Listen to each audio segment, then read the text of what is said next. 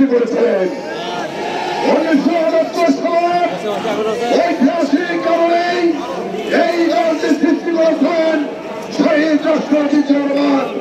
শহীদ রাষ্ট্রপতি জিয়া রহমান যেমন স্বাধীনতা যুদ্ধ ঘোষণা করে বাংলাদেশকে স্বাধীন করেছেন, তেমনি 1969 সালের 1 সেপ্টেম্বর